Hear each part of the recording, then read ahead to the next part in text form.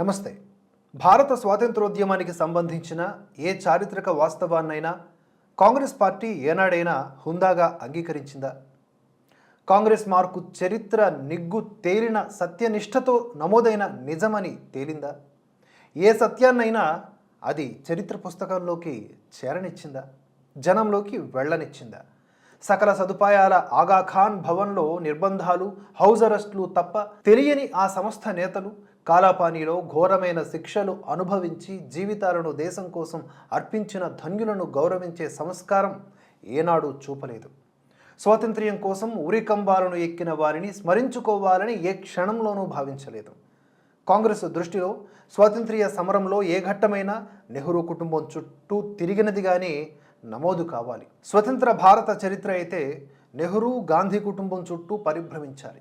కాబట్టి వాస్తవంగా చెప్పాలంటే భారతావని తొలి ప్రధాని నేతాజీ సుభాష్ చంద్రబోస్ అని దేశంలో ఎవరైనా అంటే కాంగ్రెస్ పార్టీ ఎందుకు సహిస్తుంది, ఎలా భరిస్తుంది?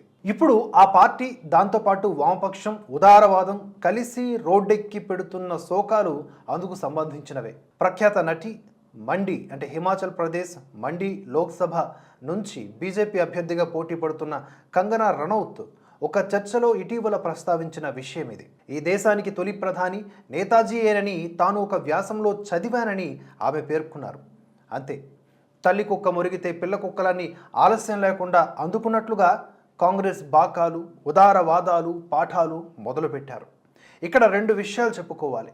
బోస్ భారత తొలి ప్రధాని అంటూ వ్యాఖ్యానించిన కంగన గురించి కాంగ్రెస్ అధికార ప్రతినిధి శ్రీప్రియా శ్రీనేతే ఒక స్త్రీ అయి ఉండి అత్యంత నీచంగా మాట్లాడారు. అప్పుడు కనీసం ఖండించడానికి నోరు రాని బధిరులు ఇప్పుడు మాత్రం కంగనను విమర్శించడానికి ఉరకలేస్తూ ఉన్నారు. అలాగే కొంతమంది నికృష్టులు బోస్ను పలకడానికి కూడా వీలు కాని రీతిలో నిన్న మొన్నటి వరకు దూషించారు. ఆ ఘోర దూషణ మీద ఏనాడు నోరు మెదపని బోస్ వారసులు ఇప్పుడు మాత్రం కంగనా వ్యాఖ్యలను సరిదిద్దే పనికి సిగ్గు లేకుండా సిద్ధమైపోయారు. నేతాజీ 1943లో ప్రవాస ప్రభుత్వం ఏర్పాటు చేసినా తాను ప్రధానిని అని ప్రకటించుకోలేదట. ఇది బోస్ వారసుడి దిద్దుబాటు వ్యాఖ్య. ఈ దేశ చరిత్ర, నాగరికతలను సర్వభ్రష్టం చేసినటువంటి నెహ్రూను కాపాడడానికి బోస్ గొప్పతనాన్ని ఇంకా దిగజార్చాలా వీళ్ళంతా?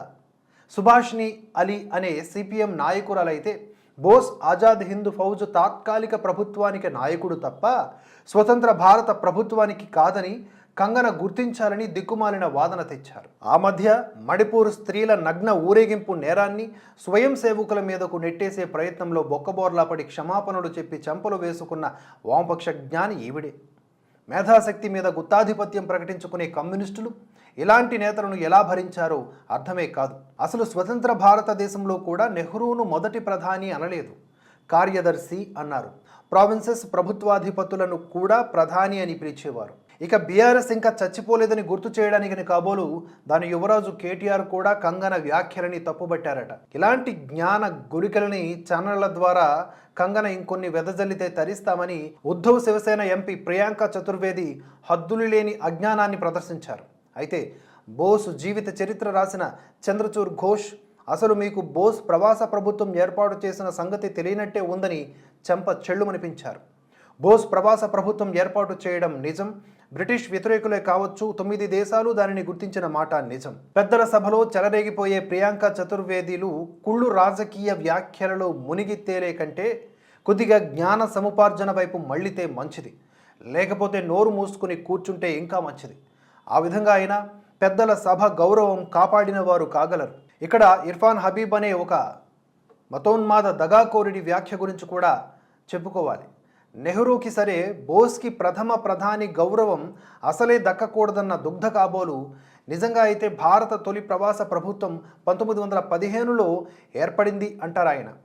రాజా మహేంద్ర ప్రతాప్ కాబూల్లో ప్రవాస భారత ప్రభుత్వం ఏర్పాటు చేశాడని, దానికి ప్రధాని మౌలవీ బర్కతుల్లా అని హబీబ్ ఉవాచ. ఆ ప్రవాస ప్రభుత్వం కాగితాలకే పరిమితమైన సంగతి అని హబీబ్ తెలుసుకుంటే మంచిదని బోస్ చరిత్ర రచయితల్లో మరొకరు అంజుధర్ ఘాటుగానే సమాధానం చెప్పారు. ప్రవాస ప్రభుత్వం ఏర్పాటు చేసినట్లుగా అక్టోబర్ 21, 1943న బోస్ ప్రకటించారు. సింగపూర్లో ప్రవాస ప్రభుత్వం ఏర్పడింది, పనిచేసింది, కరెన్సీ తెచ్చింది, బ్యాంకును కూడా ఏర్పాటు చేసింది. ప్రవాస ప్రభుత్వాలు ప్రపంచ చరిత్రలో భాగం. మొదటి ప్రపంచ యుద్ధం వేళ బెల్జియం, చైనా కోసం డిసెంబర్ 7, 1949న, ఆఖరికి 2011లో సిరియా కోసం ప్రవాస ప్రభుత్వాలు ఏర్పడినాయి. ఇలాంటివే ఇంకా ఎన్నో. విదేశీయులతో యుద్ధాలు, అంతర్యుద్ధాలు, తిరుగుబాట్ల సమయంలో ఇవి ఏర్పాటవుతూ ఉంటాయి. తన వ్యాఖ్యతో చెలరేగిన దుమారానికి కంగన ఇచ్చిన సమాధానమే ఈ సంపాదకీయానికి మంచి ముగింపు. ఈ వ్యాఖ్య భారత మొదటి ప్రధాని ఎవరు అన్న అంశం మీద దేశంలో బోలెడంత చర్చకు అవకాశం ఇచ్చింది. సంతోషం అని.